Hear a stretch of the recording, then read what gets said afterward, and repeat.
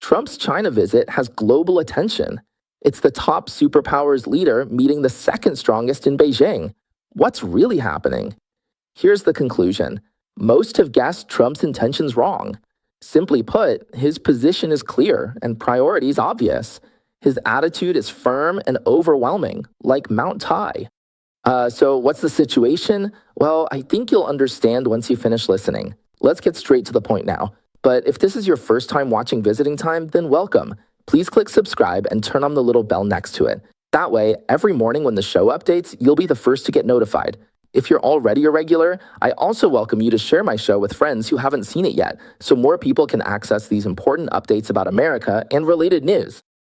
All right, so let's get straight to the point now. First, let's talk about how Trump arrived in Beijing on Wednesday night. The welcoming ceremony at the airport was definitely something to see. To sum it up in 4 words, extremely respectful and dignified. So much respect, really a lot of respect. So how did the Chinese side handle it? Before we get into that, let's take a step back and talk about what else the Chinese side could have done. Back in 2016, which was 10 years ago, President Obama, former president, made his last visit to China. He was there to attend the G20 summit, and he landed in Hangzhou for a 3-day, 2-night stay, which is actually pretty similar to Trump's visit this time. The welcome at the airport that time was really, how should I put it, unique. It definitely caught the world's attention. Because what's the usual protocol for receiving a foreign head of state? After the official plane lands and parks on the tarmac, the host side at the airport will roll a staircase over to the plane. This staircase is pretty big, you know? It's quite, how should I say, grand and impressive. Once it's in place, the last step at the bottom of the staircase connects directly to the red carpet. So it's almost like you can walk straight onto the red carpet as you come down, as if you're being led along by it. With the spiral staircase, as soon as you walk down, you can step right onto the red carpet in one smooth motion. The whole movement is elegant and the scene is solemn. This is the typical reception ceremony for a head of state. It's like this in countries all over the world. But what happened back then? The airport in Hangzhou didn't have a red carpet and there was no spiral staircase. No staircase at all. So after the plane landed, they didn't know what to do. Of course, Air Force One always has a way to get off the plane, but at the back of the plane, there's actually a built-in staircase at the back, so they opened up the tail of Air Force One and unfolded the plane's own collapsible stairs. Obama had no choice but to come down from the tail of Air Force One himself. After he got down, there was nothing on the ground. Well, not exactly nothing. There was a very short section of red carpet. So the whole situation was that they didn't provide the mobile red carpet staircase. That's what happened. Because Obama had to come down from the back, as you can see, the staircase was really short. If you zoom out, Air Force One is huge, so it looked like he was coming down from the plane's rear end. It was really undignified.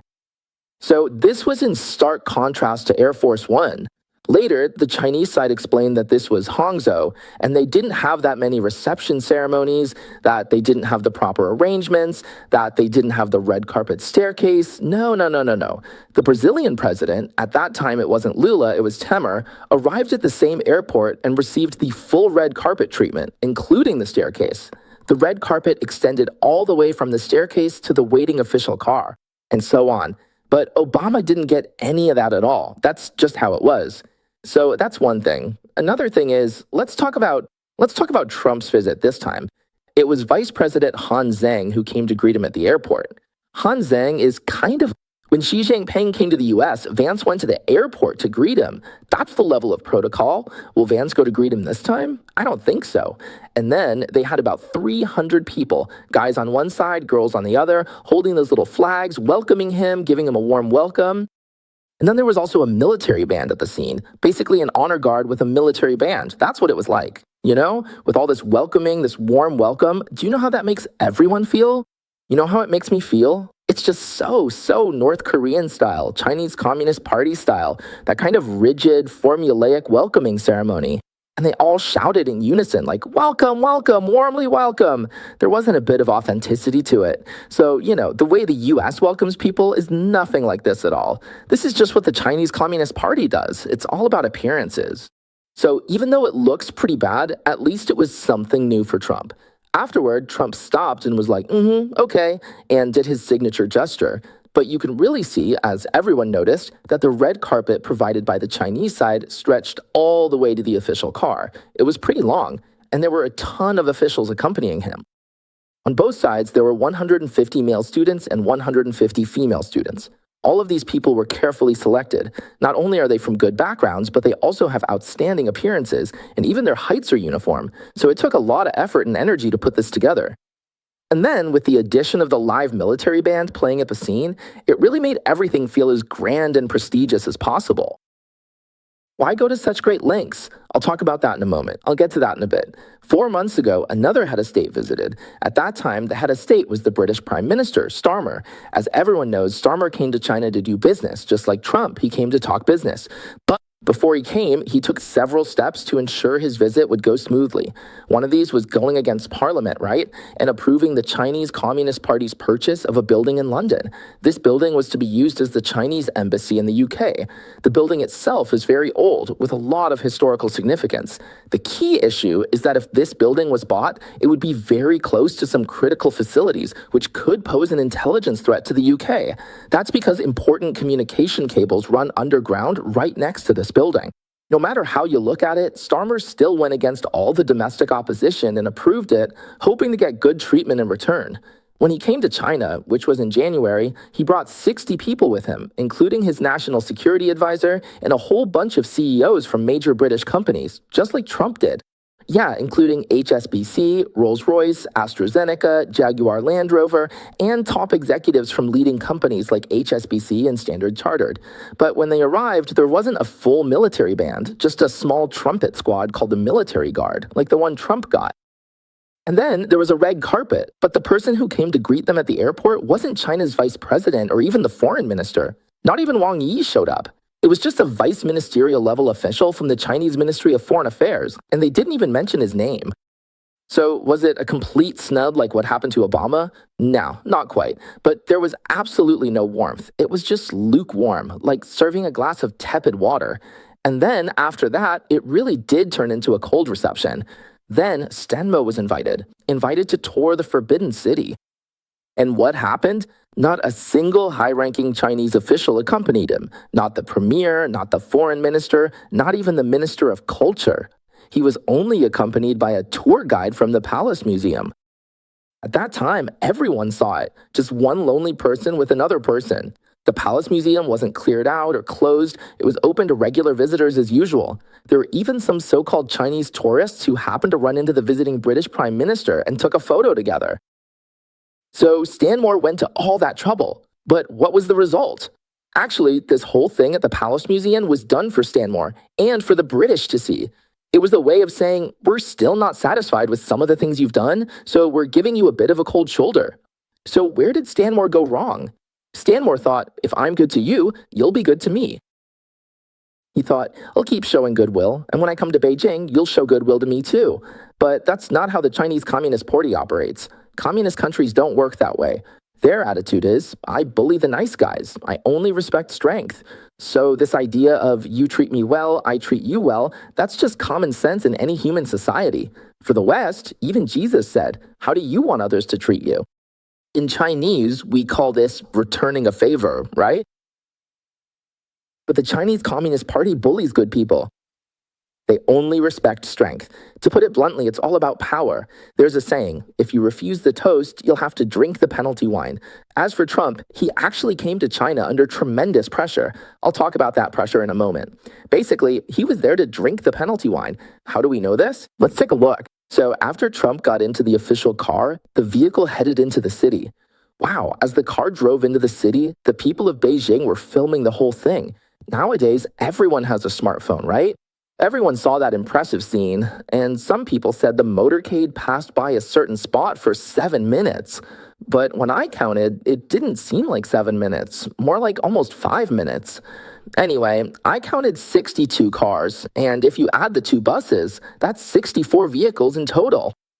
At the front, there were 25 police motorcycles leading the way.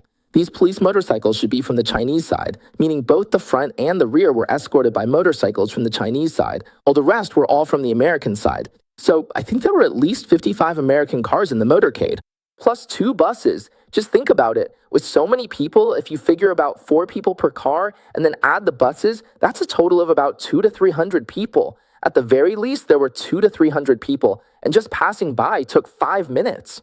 As you know, the White House sent about 10 officials, roughly 10, including the Secretary of Defense, the Secretary of the Treasury, the Secretary of State, and the U.S. Trade Representative. In addition to them, there were also some White House staff, like the Chief of Staff and Deputy Chief of Staff. They all came too. Yeah, all the advisors came too. So with the trade representatives, there were 16 of them, making it a total of just under 30 important people. But the entire entourage was nearly 300 people. As everyone knows, Trump is someone who really likes to save money. I really mean it when I say this. I'm just telling it like it is, really. Trump doesn't put on a show for no reason, because all that showmanship costs money, American taxpayers' money.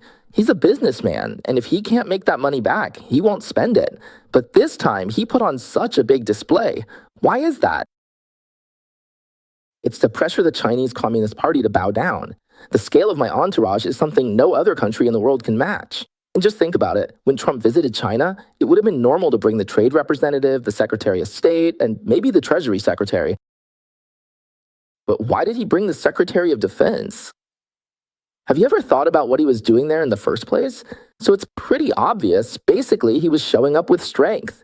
This was the leader of the world's most powerful country, bringing his entire government delegation and his top business leaders together. So the Chinese side really did what? They respect strength, right? That's why the airport reception and the motorcade for the whole process were extremely grand. They really pulled out all the stops. They gave him all the respect and face he could ask for. It was nothing like the treatment for Stan Mo at all. So as you can see, the whole setup was absolutely massive. People in Beijing were watching, amazed, but at the same time, they were cursing under their breath. But even the cursing from Beijing residents became a bit of news in itself. We won't get into those details on our show.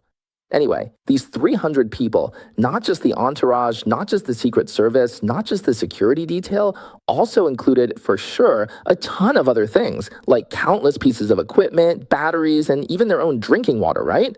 So basically, it was an overwhelming lineup. It was like the real world leader is here, so you better put your heart into welcoming him. That's the situation. The CCP really was forced into this. A lavish reception with a motorcycle escort. But that's not all. The focus is the Great Hall ceremony and the subsequent discussions. After over 2 hours, the talks have concluded. All right, let's take a look at this. After Trump's team arrived in Beijing, they stayed at the Four Seasons Hotel. We already talked about this yesterday, why they chose the Four Seasons Hotel and the main speculation behind it. Anyway, the next day in the morning at the Great Hall of the People, there was a welcoming ceremony outside, including an honor guard and so on. Basically, as you can see, Trump's team, the front row was all government officials. The first was the U.S. ambassador, the second was the Secretary of State, the third was the Treasury Secretary, and the fourth was Hegseth. In the second row, starting with Jensen Huang, it was all business leaders lined up one after another, including Elon Musk and others. In short, the arrangement was very clear. The front row was government officials, and the row behind was company leaders. Our American officials were basically paving the way for American business leaders. That was the message. But what's interesting is, as for Hegseth, I haven't managed to find a close-up picture yet, but his expression looked really unpleasant. You know, Rubio's face must have looked bad too. But what about Rubio? He didn't really show it that much. Hegseth, on the other hand, didn't hold back at all. His face looked terrible the whole time. What does that mean? Let me interpret it for you. It's like, I'm getting ready to go to war with you, but today I still have to shake your hand. So that's the situation. And then Xi Jinping went down the line shaking hands with everyone. But when he got to Steve Miller, he paused for a moment. I think he wanted to take a good look at Steve Miller. Steve Miller was Trump's senior advisor and deputy chief of staff at the White House. Okay, so to use an imperfect analogy, but one that gets the point across, he's basically Trump's Wang Huning. He was both Trump's chief speechwriter and top strategist, playing both roles at once and also serving as deputy chief of staff. So he was a major player inside the White House. He's done a lot of research on American traditions, the founding principles, and things like that. So he's Jewish. Anyway, you could say that Xi Jinping recognized his value, or at least made a point to speak with him first. Another thing to note is that Trump's second son, Eric Trump, and his daughter-in-law, Laura Trump, were both present at the event. You can also see that bald guy there. That bald guy is Stephen Zhang. He's a Chinese American from California, and right now he's highly valued by Trump. He's one of Trump's key people. That's the situation. Anyway, in short, this is just both sides meeting, then meeting outside, and after that, they went into the Great Hall of the People. It was in the East Hall where they held the bilateral talks. So, how did Trump start things off? Let me read a bit for everyone. This is how Trump began.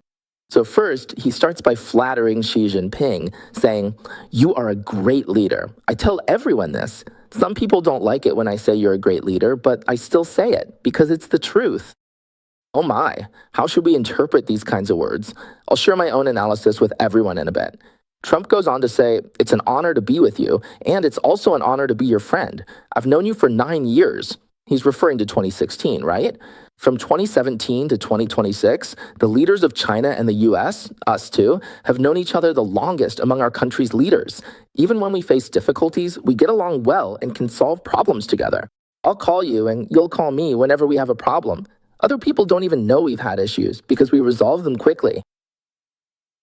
Hey, how should we interpret this? These are all very kind, very well-intentioned words, but if I translate what Trump really means, it's like, everyone else says you're asterisk asterisk, everyone else says you're asterisk asterisk, and I shouldn't be saying nice things about you, but I'm insisting that you're not. Right? That's what Trump means, isn't it? And then the next part is basically saying that even if there are issues between the two of us, because our relationship is good, even if things aren't great, I'll still insist that everything's fine. So that's why we can solve our problems. Tell me, is my translation accurate or not? Isn't that how it is? Because Trump didn't say anything about all the wonderful things we've done together, right? Not a single word. He just said that everyone tells him not to say good things about you, but he thinks you're a good person. And then he says that all we talk about is the problems between us, right? So to put it plainly, it's just about the issues between the two of us. It's all about problems, nothing good, just that we can solve them. That's basically what he meant. Anyway, it's pretty interesting, huh? Then Trump went on to say, this next part is important. We invited the top 30 companies in the world. Every company agreed. But when he said the top companies in the world, he really meant the top 30 companies in America. They all agreed, but I don't want the second or third in command from these companies. I only want the very top people to come. So today, I brought 16 people with me. We're here to pay our respects to you and to China. Pay respect to you in China. Anti-Trump media outlets claimed he said U.S. firms came to honor China. This wording is really unusual. Did Trump kowtow to the CCP? Would you interpret it that way? So what do I think? My understanding is, let me translate for Trump, what he meant was, I came to Beijing not for anything else but to open up your market. Now that I'm speaking to you so politely, how could you possibly refuse me? I think that's the most important reason he came to Beijing. He invited 16 American business leaders, and these business leaders have to stay in what's called a security bubble in the US for the next couple of days. A security bubble. Basically, they can't just make phone calls or send texts as they please, and they might not even be able to handle company business. Then they follow Trump and Xi Jinping. While Trump and Xi are speaking up front, they're standing in the second row. They spend a day and a half like this.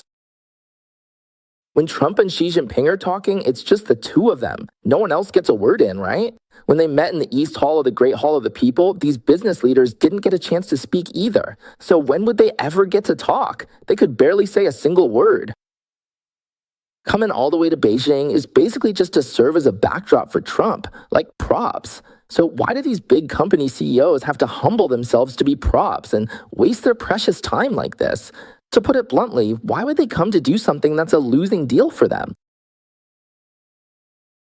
Because in my opinion, it's because the big CEOs of the United States of America, Inc., USA Incorporated, can make money with Trump. So all they have to do is show up as props, and this trip will definitely be profitable for us. We'll talk about it in a bit. Did we actually make money? Let's keep watching. After Trump finished speaking, Xi Jinping took the stage. Xi Jinping said, I've always believed that the common interests between China and the US far outweigh our differences. China and the US should be partners, not rivals. Wow, as soon as he said that, several American media outlets immediately jumped into comment, saying, oh my God, he's talking like this? Xi Jinping is opening like this? This is an opening statement with a softened stance. Basically, he's saying, let's talk things out, not be adversaries. It looks like the Chinese side is speaking from a soft position. Is that commentary accurate? Yes, that's exactly how it is. When Trump came in, he said, I don't want anything else, nothing else. I'll talk about that later. Right now, it's very clear I'm here to do business. Okay, so the Chinese side commented saying, we should be partners, not rivals. All right, then Xi Jinping had more to say. He said the world has reached a new crossroads, and whether China and the US can avoid what's called the Thucydides trap, referring to that ancient Greek military historian, Thucydides, well, that's the question. It's about the rise of a new great power, which, according to the theory, is bound to clash with the established power. That's what the Thucydides trap means, an inevitable conflict. So he said, how can we avoid it? How can we overcome it and create a new model for relations between major powers so we can face major challenges together? Jointly maintain the stability of humanity and create a brighter future for human society, all that kind of stuff. Then Xi Jinping said what was probably the only really serious thing in his speech. He said, the Taiwan issue is the most important issue in China-US relations, and if it's not handled properly, it could push the relationship between the two countries into dangerous territory. That's all he said. Wow, that sentence, that's the issue the Chinese side, the Chinese Communist Party, cares about the most. But how did the US respond? Right now, there's been no answer. The reporters asked them directly, face to face. They asked Trump and Xi Jinping, how did you discuss the Taiwan issue? You know what Trump said? China is beautiful. China is truly a beautiful country. Totally dodged the question. So there was no answer. But even though they didn't say anything, Rubio did. When Rubio was interviewed by NBC in Beijing, he said he also asked about the Taiwan issue. Did you talk about it? Did you make any concessions? Because everyone is really concerned about this. During this Beijing visit, could Taiwan be sold out? Even so, it can't be fully sold out, right? The issue is if arms sales will be cut or stalled. That's what sold out means here. Rubio said, yes, we talked about Taiwan. That's it. We've known their stance. To be blunt, translating Rubio's stance, let's get to the point.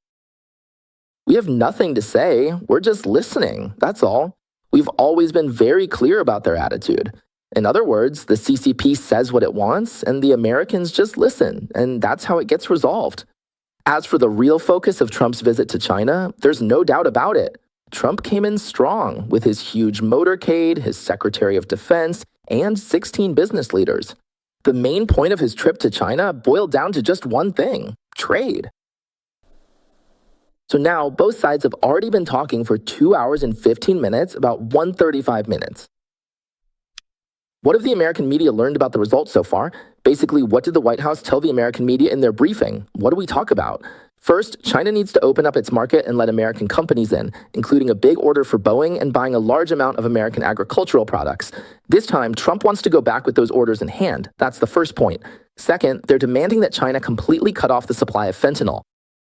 Supply depends on certain preconditions. Simply put, China produces 80 to 90% of fentanyl but skips final packaging. Mexico handles the last steps, so they take the blame while China stays hidden. So they want China to completely cut off the supply of fentanyl. The third point is for China to buy American oil and natural gas. Okay, so moving on, both sides agreed that the strait must remain open and that Iran cannot possess nuclear weapons. So what does that mean? Iran can't have them, but is China supposed to contribute? Is China supposed to do something? There's no mention of that. In the briefing the White House gave to the media, there was no mention of it either. In other words, there's nothing China is being asked to do. So, of the three main topics that were supposed to be discussed, trade, Taiwan, and Iran, trade was discussed, but Taiwan and Iran were basically not talked about. Of course, to say Iran wasn't discussed at all isn't quite accurate. Iran was brought up, but how was it discussed? The details about this were also revealed by Rubio. Rubio told the media, he said, "We talked about it. We advised the Chinese Communist Party that if the strait is blocked, the ones who will suffer the most are Asian countries. You're the largest importer of oil. Do you really want to mess around with Iran?" That's basically what he meant. But then Rubio went on to say, even though we said this. Next, he said, we didn't ask them to do anything. What does that mean? Let me translate. It means that considering China's dependence on oil, Iran blocking the oil supply does you no good at all. So I advise you to work with us to keep the strait open. Even though we said it, we know for sure you're still going to make trouble, right? So saying it is pointless. But if you make trouble, we'll make trouble too. If you support Iran in blocking the strait, then I'll block Iran, right? In the end, you're the one who loses out, aren't you? Because if there's no oil to buy, you're the one who suffers. Isn't that so? But hey, how about buying from us, the United States? We've got plenty of oil and natural gas. That's basically how the conversation went. Rubio just laid it all out about Iran, right? In the end, it's just like what happened with Japan. They're trying to persuade China to just buy oil from the US instead and not from them anymore. This actually reminds me of a story I want to share with you all. I've actually wanted to tell this story for a while. It's not just because I thought of Trump sanctioning Iran and the Strait of Hormuz today. It takes me back to an old story from ancient times, at the end of the Eastern Han Dynasty, when Dong Zhuo, the king of Shillong, entered the capital, right?